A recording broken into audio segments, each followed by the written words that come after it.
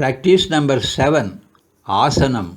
Sukhenaiva bhavedyasmin ಸುಖೇನೈವ ಭವೇದ್ಯಸ್ಮಿನ್ ajasram brahmachintanam ಅಜಸ್ರಂ ಬ್ರಹ್ಮಚಿಂತನಂ asanam tadvijaniyat ಆಸನಂ ತದ್ವಿಜಾನೀಯಾತ್ netaras sukhanashanam. ನೇತರತ್ ಸುಖನಾಶನಂ. A calm and serene state in which the meditation of Brahman flows spontaneously and continuously.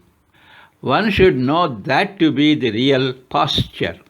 It is not any other posture that causes physical pain and a distraction of mind from the meditation of Brahman.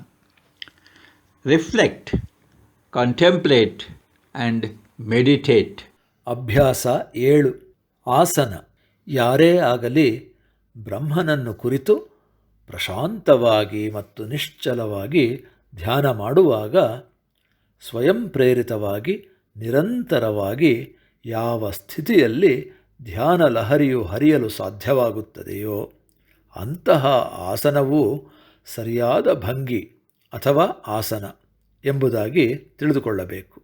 ಬ್ರಹ್ಮನನ್ನು ಕುರಿತು ಧ್ಯಾನ ಮಾಡುವಾಗ ದೈಹಿಕ ನೋವನ್ನು ಮತ್ತು ಮನಸ್ಸಿನ ಚಂಚಲತೆಯನ್ನು ಉಂಟು ಮಾಡುವ ಯಾವುದೇ ಇತರ ಭಂಗಿಯು ಆಸನ ಎನ್ನಿಸಿಕೊಳ್ಳುವುದಿಲ್ಲ. ಚಿಂತಿಸು, ಆಲೋಚಿಸು ಮತ್ತು ಧ್ಯಾನಿಸು.